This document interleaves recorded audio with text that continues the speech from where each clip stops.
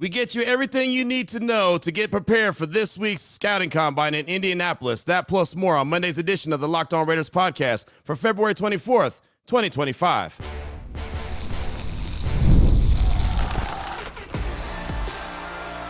You are Locked On Raiders, your daily Las Vegas Raiders podcast. Part of the Locked On Podcast Network, your team every day. And welcome in, Raider Nation, to another edition of the Locked On Raiders podcast. Thanks so much for making the show your first listen of the day. We definitely appreciate you. You're catching the show wherever you find your favorite podcast. That's great. You're checking us out on the YouTube page. That's great as well. We definitely appreciate both ways, right? It goes a long ways that you continue to check in each and every day, even in the offseason, a very busy and it should be exciting offseason for the Silver and Black. We appreciate that in a major way, more than you'll ever know. But a big shout out to my man Ari. He does a great job on the YouTube page, making sure we look good and sound good each and every day. So he's on Twitter. You can hit him up at Ari Produces. You can hit me up as well at your boy Q254. And if you want to be a part of the show, you can. The Locked On Raider podcast voicemail line is 707-654-4693. We will close things out today with your calls and texts. A lot of good feedback I received over the weekend, so want to make sure we go ahead and drop that in as we close things out. And then segment number 1 and 2 is all things Daniel Jeremiah from the NFL Network, a good draft analyst, one of the best draft analysts. I have a lot of respect for him. If you've listened to this show for any amount of time, you realize that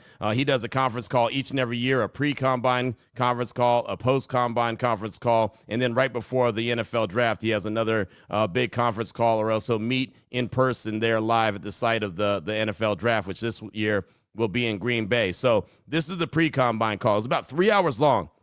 Did this on Thursday, I believe, of last week, and it was really good stuff. Wanted to make sure I had it, and then was able to break it down over the weekend, which is what I did. And truth be told, this is Sunday that I'm actually recording the show. I'm about to get on that bird and fly to Indianapolis for the scouting combine, so I wanted to make sure that I had this locked and loaded before we got started this week, because again, travels, anyone who's listened to this show for a while knows my travels can tend to be an adventure at times. So wanted to make sure we had at least this one in the books before I ended up in Indianapolis. So if there's any news that may happen Raiders related later on in the day and Sunday, then that's the reason why I don't talk about it on the show, because again, this is being recorded earlier in the afternoon on Sunday as I prepare to head over to the airport and head to Indianapolis. So we'll get news and notes, and we'll get all things Daniel Jeremiah in the first two segments here on the show, and then we'll close things out hearing from you, your calls and texts. We'll jump into it after I tell you about the title sponsor of the show, and that's FanDuel. New customers can get $150 in bonus bets if your first $5 bet wins. Again, I'll tell you more about them after segment number 1. But off top, before we hear from Daniel Jeremiah, I did want to pass along the news that there's another veteran quarterback that could be out there on the open market, and that would be Matt Stafford from the LA Rams. It's been told at the end of the week that the Rams are seeking him and his agent. They're allowing him to go out and pursue a trade if, in fact, he could find one, along with compensation and whatever the contract would be. He's in a contract dispute right now with the Rams, so there's belief that he could be had for whatever kind of draft capital they're looking for in return. But you have to remember that whatever team acquires Matt Stafford would have to give him a contract extension as well. How I think this plays out, and this is just me spitballing, I think he goes out and finds a team or two that are willing to trade for him. Maybe the Raiders are that team. Maybe the Giants are that team. Maybe other is that team. And then he goes back to the Rams and says, hey, this is what the Raiders, this is what the Giants are willing to do, and this is the compensation on the contract they're looking for. And then the Rams will say, okay, we could do that deal, and then they'll do it. I don't think he ends up playing anywhere but L.A. in 2025, but that's just me. He is out there. He is available. The Raiders could very well be in play for one Matt Stafford. So I want to make sure I pass that along before we rolled on here on the Locked On Raiders podcast. So do that with what you want to with that information on Matt Stafford. But let's go ahead and jump into some of the conversation with Daniel Jeremiah, and we'll split this up into segments. We'll do non-QB information here in segment number 1, QB information in segment number 2. So off top, Daniel Jeremiah had his opening statement. I always like to let you kind of get the tone of the conference call from DJ. Here he is. I'm excited about this draft. It is it's a starter's draft is how I would phrase it. And going through and watching all these guys for the combine and talking to a bunch of people around the league. Okay, some positions maybe don't have that superstar that we have had in years past, but we do have a boatload of starters, particularly the defensive line, a bunch of really, really good players. So excited about it. Looking forward to seeing these guys in person in Indy, and look forward to your questions. So I like what he said, starters. There's a lot of starters in this draft. There's not a lot of stars, but a lot of starters. And you know what the Raiders need? They need starters. They need a bunch of starters. They need guys that are available to go in, slide in, and be an impact player. Again, they don't have to be a star, right? Your whole roster is not made up of stars, but they're starter type players, whether that's on the offensive line, defensive line, cornerbacks, linebackers, running backs, whatever the case may be. Very deep class when it comes to running backs and defensive tackles as well. So that was the opening statement from one Daniel Jeremiah. There was a question that was asked that I thought was a really good one because it's been asked to me multiple times as well, and that's about players opting out when it comes to some of the drills. I had one guy, Hardcore Raider, ask me about quarterbacks and them throwing at the combine and choosing not to, and some guys are choosing not to run the 40, not to do certain drills. So are you going to continue to see that trend of guys opting out of certain drills? And, you know, how much value is left in the combine? Do you think there's still value there? Here's Daniel Jeremiah on that. I think you're going to continue to see it. I think especially with guys who have a long track record that have played well, have been viewed as kind of top 10 picks for an extended period of time, and they have all the tape that's out there, and teams have the GPS information. So that's the case that they'll present as to why they're not going to be active at the combine. So I think that's something that we'll continue to see with the top tier players. I don't think it's going to spread all the way through. I don't. I think it's an opportunity for a lot of these guys to compete, and a lot of these guys still really want to do that. And if you're not a lock in terms of your positioning, there still is a belief you can go out there and help yourself. So I still think there's value in it. I think certain positions maybe more value than others. I've said this over the years, but I've always felt like the corners have the most opportunity to help themselves at the combine. They run well, they move well. That can answer a lot of questions and can help guys maybe more so than any other position. So I do think you'll see it. I know there's a growing trend there of not doing some of the psychological testing and those things. I don't think that's going to go back to the way it was. I think you'll see more and more people that are going to probably opt out of that in the future. And there's enough information and resources out there for teams to be able to figure this thing out without all that. So I don't think that's that big a deal. Medicals and obviously the interview process is a big deal at the combine.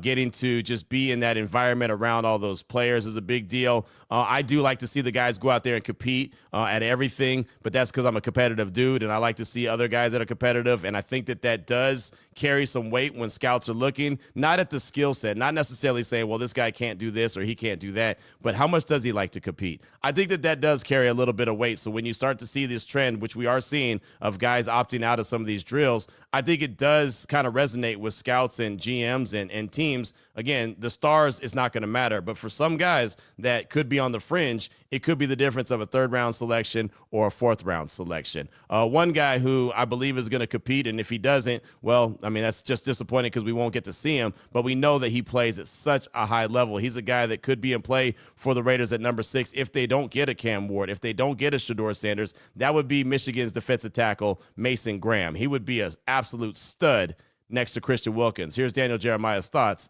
on Mason Graham. Mason Graham, gosh, he's so fun. I watched him on tape and I fell in love with him. And then I got a chance to go to their game against Oregon, and there's a bunch of personnel guys and GMs down on the field, and we're walking down there, and I see Mason Graham walk by, and of course he's next to Kenneth Grant, his teammate, who looks like he's a cartoon character, like he's an Adonis, how big he is. And I'm looking at Mason Graham and body type, and I'm like, gosh, maybe I need to adjust my grade. I think maybe I'm just too high on this guy. And then I proceeded to watch the game, and I was like, nope, he's just really, really good. So I hope people don't overthink it with him as we get to the spring and kind of the further we get away from football. But he's got crazy elite leverage, balance, and instincts. You can see there's a wrestling background there. He's just never on the ground.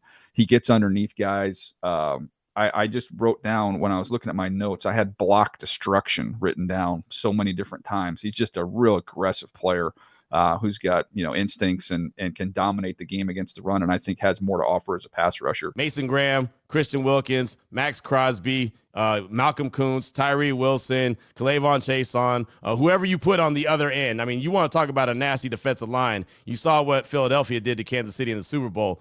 Mason Graham and Christian Wilkins side by side with each other would be phenomenal. Again, I don't know if he's going to be available at number 6. He could be in line depending on how everything plays out. Obviously, there's a lot of time between now and the draft, but he's going to be a guy that whatever team he goes to, they're going to get a real special guy. In mock draft 2.0, Daniel Jeremiah had Ashton Genty, the running back out of Boise State, the super stud, going number 24 to Minnesota. And I know there's been a lot of Raider fans that say, well, why don't you go and get Genty at number 6? I've maintained that I think it's too high, especially for the Raiders, to go with all the talent that they need to go get a running back of his caliber at number 6, especially because the draft is pretty deep. But here's Daniel Jeremiah talking about mocking Ashton Genty to Minnesota at 24, why he did that, and when he thinks the run on running backs, a very deep class in this year's draft, is going to happen. Yeah, I mean, it's hard to figure out when the run's going to go. And just to be totally honest, everybody, I kind of wanted to have some fun with that too, with Ashton Genty in a scenario where he can kind of fall down a little bit. Ashton Genty is my 3rd player in the draft, so I am a huge believer in his. I think he is extremely high floor to go along with an extremely high ceiling.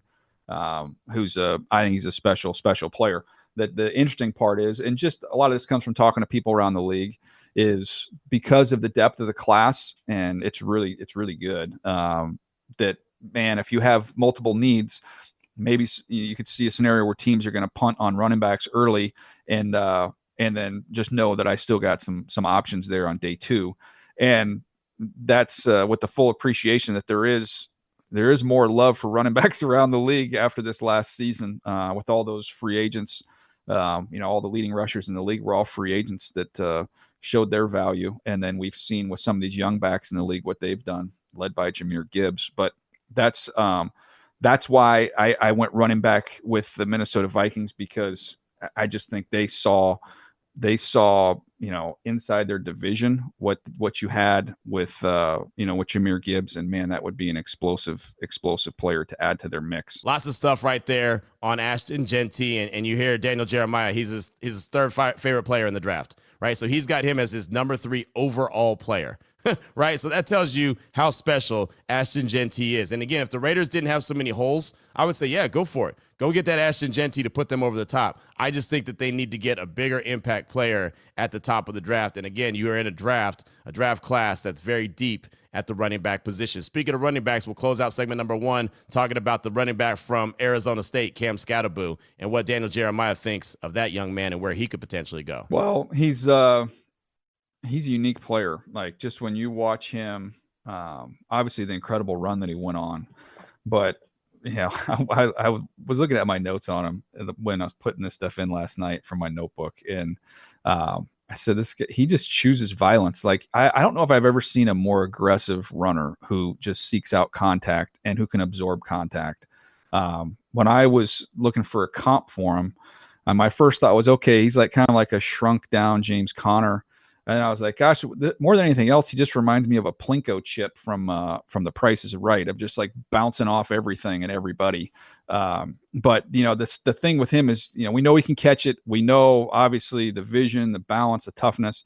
The only question is it's going to be the top speed. So if he has a chance, I think to me he looked like he'd probably be a low 4.6 guy. If he would run in the 4.5s, that would be great. That would really help himself out. But she is such a fun player to watch, and whoever gets him is going to have one of the most aggressive and physical runners that we've seen the last few years. So he's a fun one. So Cam Skattebo is a guy that can make a name for himself this week, right? I mean, depending on how fast he could run the 40, what kind of drills. I mean, we saw him on the big stage. That was what I loved the college football playoffs about, being able to see him on the big stage against UT and see how he basically single-handedly brought Arizona State back. But he all of a sudden became a household name. Everyone wasn't cutting and watching Arizona State. Everyone didn't know who Cam Skattebo was. Matter of fact, for the longest, because you see the way his name is spelled, people thought it was Cam Skattebo. No, it was Cam Skattebo.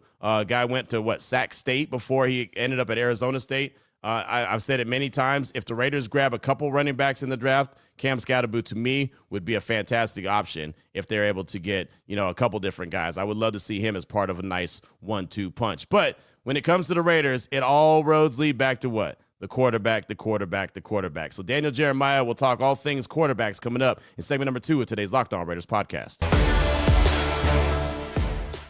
Before we get to that, though, I do want to tell you about the title sponsor of the show, which is FanDuel. When the game tips off, the NBA action is just getting started. There's no better place to get in on it than FanDuel. It's America's #1 sportsbook. With FanDuel, you can place live bets throughout the game. Even if you miss the opening tip-off or want to bet on a fourth quarter comeback, you can stay in on the action. If you're looking for a bigger payout, you can even combine your live bets into a same-game parlay. Always the player prop bets are always the most fun for me, right? You find a player, find a couple players, and have a little bit of action with them. It is a lot of fun. The app is easy to use, and when you win, you get paid instantly, which is what everyone wants. Right now, new FanDuel customers can get $150 in bonus bets if your first $5 bet wins. Visit FanDuel.com to join today. That's FanDuel.com for your shot at $150 in bonus bets. Make every moment more with FanDuel, the official sports betting partner of the NBA.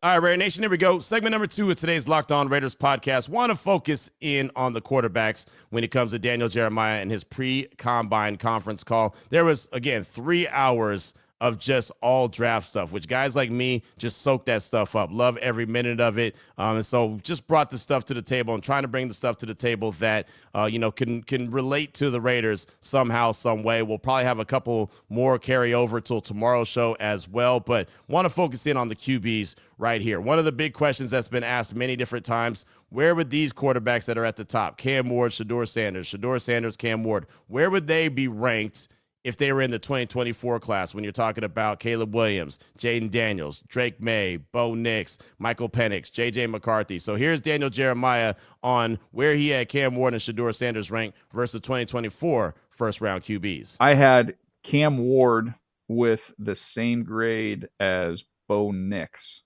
So that would put him behind those top 4 for me. So he'd be, kind of in that fifth range.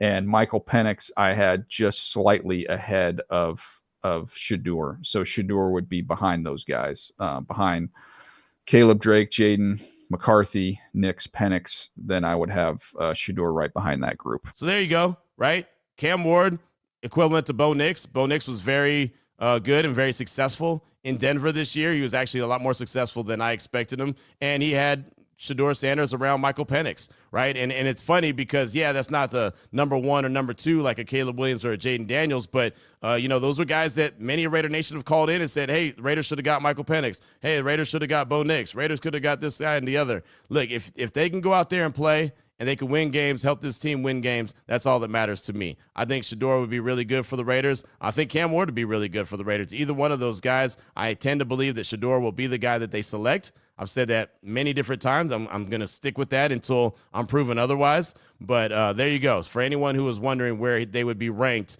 in 2024's class, there's what Daniel Jeremiah had to say right there. Now, he had Cam Ward going ahead of Shedeur Sanders, and he had Cam Ward going to New York in one of his drafts, and then the second one, he didn't have him going. He actually floated out the idea of the Giants trading for Matt Stafford. But if he was going to put Cam Ward in New York, why would he put him in New York above Shedeur Sanders? Here's Daniel Jeremiah on that. Yeah, when I first watched the quarterbacks, I stacked them right next to each other, and they're totally different in terms of their strengths and weaknesses.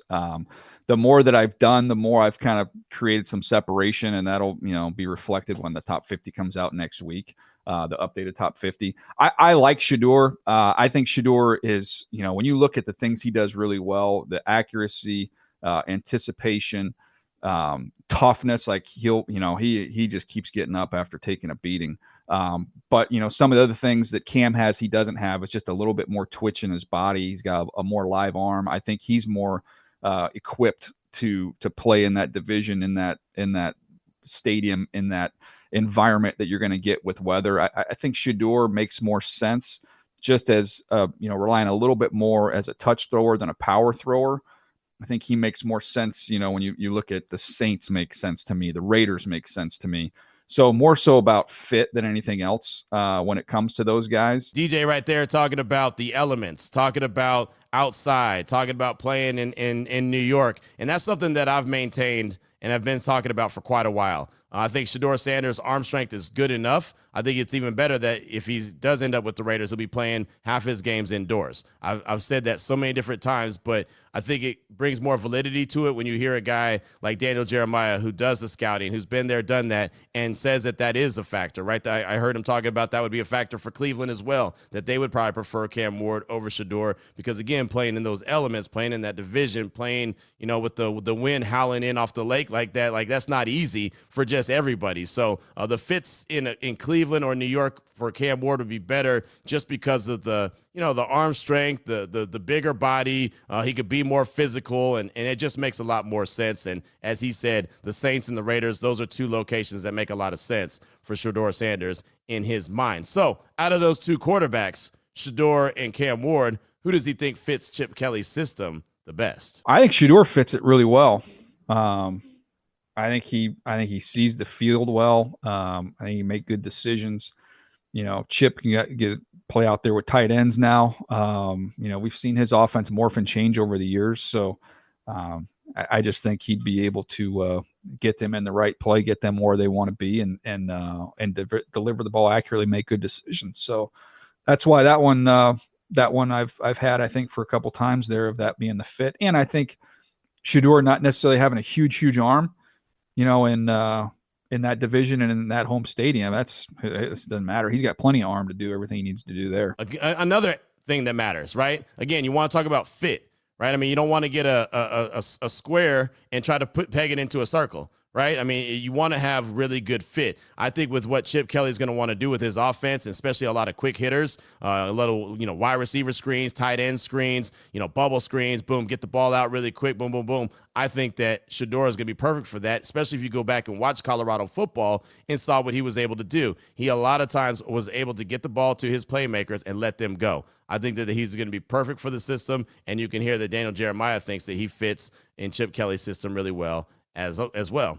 Now, what if the Raiders don't get a quarterback at 6? Say they they're not in place for Shedeur, they're not in place for Cam Ward, they're already off the board, or maybe they say, you know what, neither one of those guys are our guys. Could they pass on a quarterback at 6 and look at a guy like, Jalen Milroe out of Alabama or Jackson Dart out of Ole Miss? Could they get them in round 2? Here's DJ on that. Yeah, I mean, I think Dart would enter into that discussion. Milroe, that would be a little bit early based off where I have him, but I think you do all your homework in the spring and get to know him and work him out, and obviously the upside is there. So I wouldn't rule out eventually getting to that point. I'm not there at that point at this point in time. In terms of some of those other options, yeah, I mean, you could go in a whole host of different directions there. I would love Genty. The only thing, and again, he's my 3rd overall player. I'm a huge Genty believer, and I am one when it comes to running backs. My theory is not, do you take him high? Do you not take him high? My theory is that you take the running back when you have everything in place that he can hit, all his carries matter. I just don't want to give away carries. They only have so many carries in their body, and I want them all to matter and to count for something. So I just don't know if the Raiders team-wise are there at this point in time where that would make as much sense. To me, that's more kind of a finishing piece than one of those early pieces there. So I mean, we've kind of seen it with the Giants with Saquon Barkley. Like, we saw Saquon Barkley on the team that wasn't ready for him, and then we saw Saquon Barkley with the team that was ready-made, and you can see the impact and the value there. So I just, that would be my one counter argument there, even though I have Genty as the 3rd best player in the draft. Daniel Jeremiah said a little rich for Jalen Milroe there with the Raiders' 2nd round pick. He's a guy that they could obviously be intrigued by. He's going to wow the combine this week. I'll tell you that. That's what Jalen Milroe is going to do. That dude is a super athlete, super strong arm. He can run like the wind. I mean, he's going to wow you there. I'm still a little suspect and a little concerned about his short intermediate passes. His deep ball is beautiful. But I don't know if he can consistently play the quarterback position where the Raiders are going to need him to play that position. But so you heard what he had to say about Milroe and Dart. Those guys could definitely be in place. So where does he have Jackson Dart? Because he's a guy that a lot of folks have been talking about. Where does he have him ranked right now? Obviously, Cam Ward and Shedeur are the top 2 QBs. Where's Jackson Dart ranked and why? I have him as the 3rd guy. The things that you like about Jackson, I see there's some similarities. People will maybe raise their eyebrows on this. but I do see some similarities to Hurts when Hurts was going through the process, and that got kind of a similar build, similar frame. They're both really good athletes. They're both beloved by their teammates, say the right things, do all the right things, all that stuff kind of off the field. There's a lot of similarities there. And I thought with Jalen, he got better every year. He just kept taking steps. And we've seen it since he's come into the league. He just keeps getting better and better and better because he's got great wiring. He works really, really hard. And there's a competitiveness and a toughness to him. So that's some of the things that I really like about Jackson. This offense, they're not going to get real deep into progressions. Lane does a really good job of getting to the point where, early in progressions, you're going to have places to distribute the football. So you'll see some RPOs, you'll see some seams, they take a lot of deep shots, but they're kind of designed deep shots. So you kind of know where the ball's going, but he throws a nice deep ball. To work on from that regard, not just kind of getting deeper in progressions, but there's times where I think his eyes can be a little bit ahead of his feet, just kind of syncing that up, marrying that up a little bit better. And just, continuing to be cautious and careful with the football and some key moments. That's some areas for him, but I have met him. He's a really, really good kid, presents himself really well. And I think there's a lot of tools to work with. So that's why I have him as a third quarterback. So DJ slotted him in at the number 3 QB and gave you every reason why. And I know that there's a lot of Raider fans that are high on Jackson Dart. My guy Emery Hunt from footballgameplan.com was a little bit less enamored by Jackson Dart. I have a little bit of concern just because of the system that he's coming from in Ole Miss with Lane Kiffin. Is very quarterback friendly. That doesn't mean he can't succeed in the National Football League. I think that he can. I just don't know if a team is going to draft him super high because they're desperate for a quarterback. Like they're going to really like a super reach at the quarterback. And maybe it's going to work out. Maybe it won't. There's been conversation that he might slide into the first round. I don't think he's a first round quarterback, but we know what the league is. It's a QB league. So if you need one, you better go get one. So that's just some sounds and some thoughts from Daniel Jeremiah from the NFL Network on his pre-combine conference call about the QBs that will be at the combine this week and obviously in the NFL draft coming up in 2025 at the end of April in Green Bay. So what's on your mind? Your calls and texts will close out the show. 707-654-4693. We'll do it next.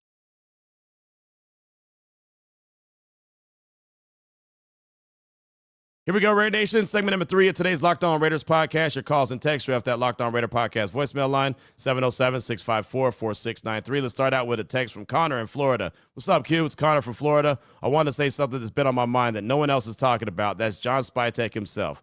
I was a little skeptical about this hire at first, but then I had a funny thought process. I believe with the right moves and decisions, Spytek can help manage our cap space and also find ways to combine young and veteran players, just like what Tampa Bay did during the Super Bowl in 2020. Not saying he can make us a playoff team in year one, but he can build teams in the future that might become better with time until the right one is made that can add a 4th trophy to the case. I've been tuning into the Locked On Raiders podcast every morning since I found it and hope this is a take that can spark up conversation with fellow Raider fans. Appreciate everything you do. And as always, just win, baby. Go Raiders. That's Connor in Florida. Thanks for the text. I appreciate you. Thanks for the support of the show. Appreciate that as well. And yeah, I have a lot of confidence in John Spytek. I really does. He comes from Jason Licht, that tree there in Tampa Bay, and they do a really good job, as you mentioned, with the 2020, that year when they created the Super Bowl team. Like, that was a very older team, right? I mean, they put a lot of veterans in place, obviously led by Tom Brady and Rob Gronkowski to go win that Super Bowl. And then when that team got turned over, boom, it was a very young team. It was the youngest team in the league for a minute, and they still were able to find the playoffs, right? I mean, they just do a really good job. So the blend of veteran and young, I definitely believe that's going to be there. I'm excited to see what John Spytek, who, again, has been there, done that from different trees, right? Comes from Philadelphia, comes from Denver. Obviously, he spent the majority with Tampa Bay. And the one thing about him, when he got hired, everyone said this was long overdue. He's a guy that's very well respected around the league. That's all you really want. If you're going to get a guy to be a first-time GM, get a guy that everyone thought and felt like that they knew, oh, he's going to be the dude sooner rather than later. Like, that's, to me, that's a step in the right direction. So, and, you know, obviously he understands Tom Brady. He brought him into Tampa Bay. Tom Brady understands him. They know what to expect from each other, and they know what the standard, at least in their mind, is. Like, I don't know the standard. They haven't told me the standard. Only standard I know is what I've seen so far from the Raiders, and clearly that standard needs to be better, right? So obviously they have a plan in place, and that is something to get excited about as far as I'm concerned. Thanks so much for the text. I do appreciate you. Up next, got a call from Seattle. He's calling to tell a funny story about meeting me at the end of the season. Talks a little free agency. I couldn't get his name because it got a little bit muffled, but I do know the call came from Seattle. Here it is. Yo, what up, Q? It's your boy, Calvin Raider, calling from Seattle. I just wanted to say, a funny little story. So I pulled up on you and I seen you at the last Chargers game of the season with my youngin. And, so then it's like, a couple weeks later, I'm flipping through the TV and you was on the TV actually. And then, he's like, Dad, that's that guy that we met at the Raiders game. I want to tell you, he remembers you. That was hella funny. So now you you already signed with the Raiders, but now, yeah, like even in his young eyes, yeah, you like a big guy for the Raiders for real. So that's where we get our knowledge from. I also wanted to just say, about the, free agents, I was just thinking and, just even like, if we look at like, what you think about like Drake Greenlaw coming in, picking him up to get Spillane some help back here. I think that'd be a good pickup, and we wouldn't have to, with the money we got, I think we could afford them and beef up there. And then hopefully we could get some of these corners in the free agency too. Like old boy from the Jets. His name is escaping me right now. But yeah, we could build up that, get some big players there on the defense to help the defense out, and then move on from there. Just wanted to see what you thought about that. All right, but you take it easy. Appreciate what you do, Q. Shout out to Ari. And y'all be easy. Go Raiders. Thank you for the call, my man. Appreciate you. Funny story, and glad your son remembered me. That's really cool, man. I think that's awesome. As far as Drake Greenlaw goes, I mean, if he's really, really healthy, I could see him being depth at the linebacker spot. I couldn't see him being a starter.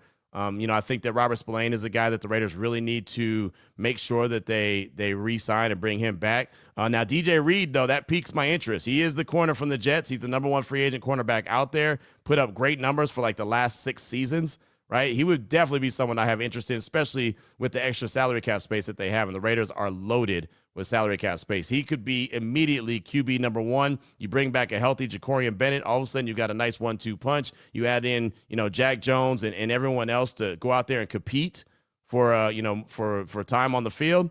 I think that's, again, nothing is given. And that's what the thing that we'll learn from Pete Carroll. Nothing is given, right? You go out there and you compete, you fight, you scratch and you claw. That, to me, is something to get excited about. And that's something that, I could see them doing. They're definitely going to go out there and be pretty active in free agency. Thanks so much for that call. I do appreciate you. Got a text from Jason in the 304. It says, good day, Q. Raider Jason from the 304. If you want to talk about serious moves, here is a serious move. Trade up to number 1 or number 2 and draft Cam Ward. That's a serious move. I was surprised by the comparison of Sanders and Ward to Burrow and Mahomes. I thought it would be the other way around. Ward equals Burrow and Sanders equals Mahomes. Trade up and go get him. I'll keep this one short. As always, love the show. Just win, baby. Go Raiders. That's Raider Jason from the 304.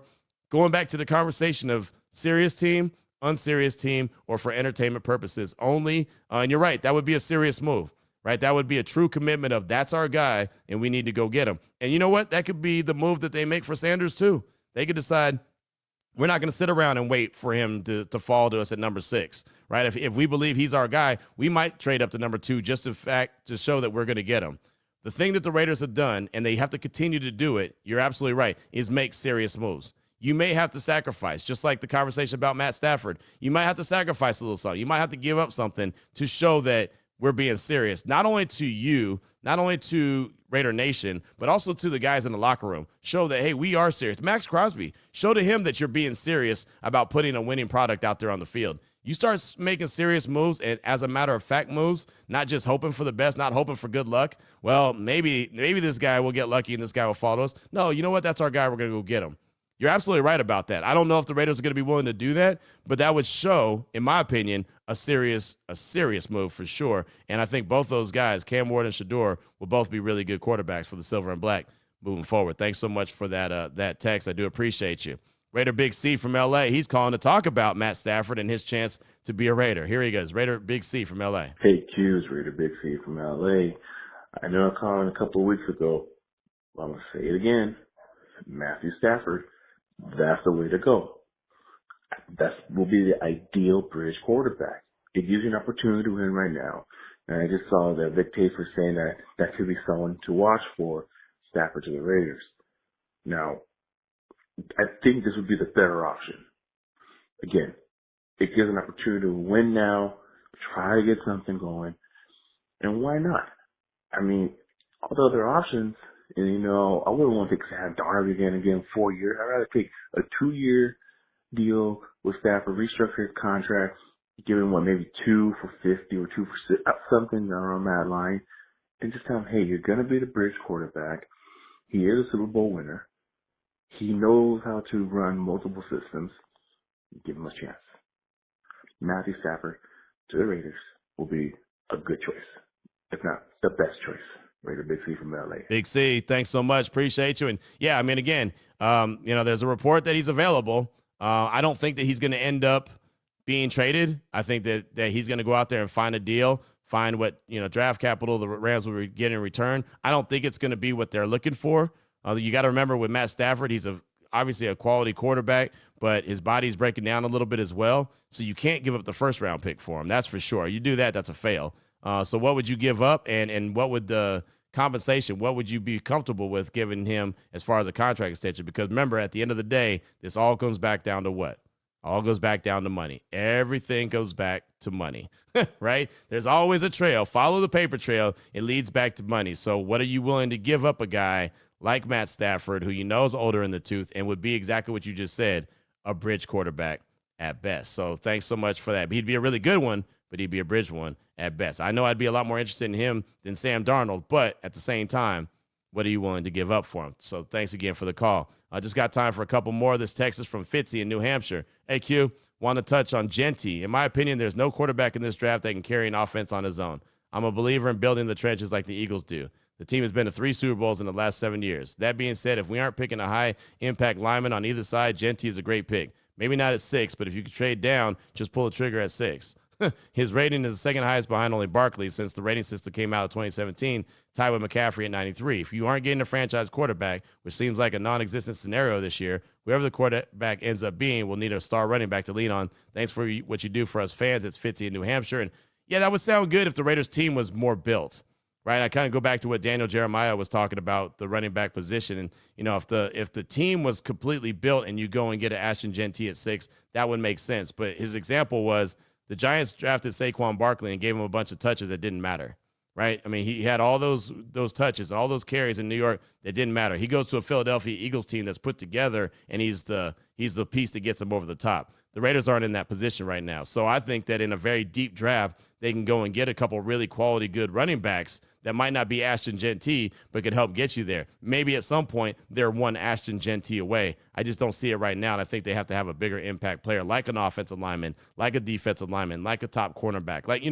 someone like that can make an impact immediately. I think is what they need to do. But they obviously have many different options. Thanks so much for that text. I do appreciate you. We'll close things out with a call from the 812. He's calling to give some thoughts on what he heard about quarterback Jackson Dart. Here it is, a call from the 812. Raider Nation, what's going on? Just got a little thing. I want to tell y'all a little tidbit that I just, found out.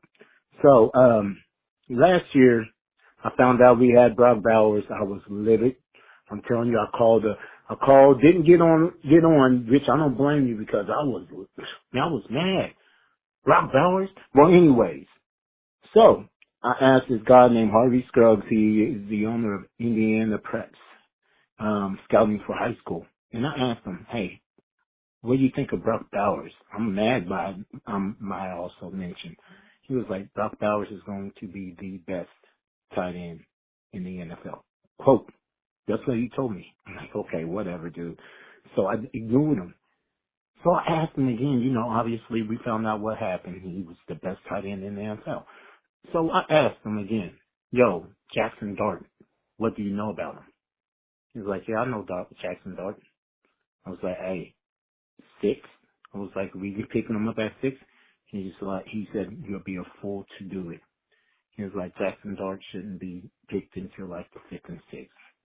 I'm like, what? He was like, 5th and 6th round.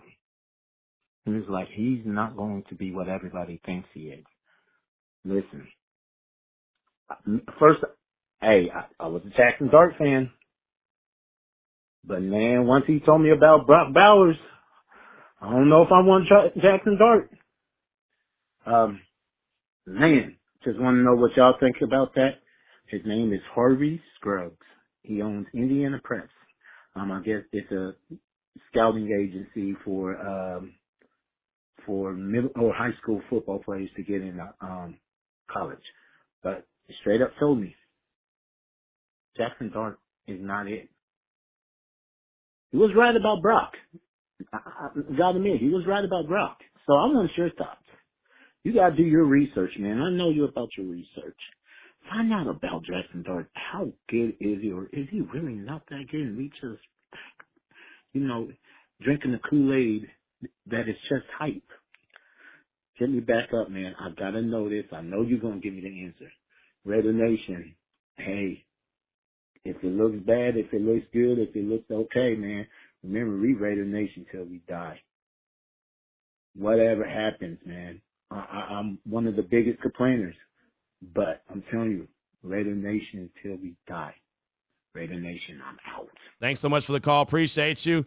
I like Dart as probably the third or fourth quarterback, right? I think it's obviously Cam Shador. Then you have an argument with it's either Jalen Milroe or Jackson Dart, or Jalen Milroe. I think it's that simple. I don't think he's a fifth or a sixth round guy. He might end up being like the fifth quarterback, but I don't think he's a fifth or sixth round guy. I think that's a little late in the process for him. He's got some really good traits. He's obviously got some arm strength. He can wiggle. He's got a little run in him. I mean, there's some things to like about him. There's some questions I have, some concerns I have, like I said earlier in the show, where, he comes from that Lane Kiffin offense, which makes it very quarterback friendly, which is great for what they do at Ole Miss. Does that translate to the NFL? That's a question that we'll find out sooner rather than later. But I think he's safely a third or fourth quarterback for sure. So thanks for the call. I do appreciate you. Next time you call, make sure you leave the name. Matter of fact, with our other earlier text that we got as well that I couldn't make out the name or a call, make sure you hit me with that as well. I do appreciate you. Want to give you your proper due and give you your name instead of just where you're calling from. So that's going to do it for the show. I'm about to make a beeline over to the airport, get on that bird,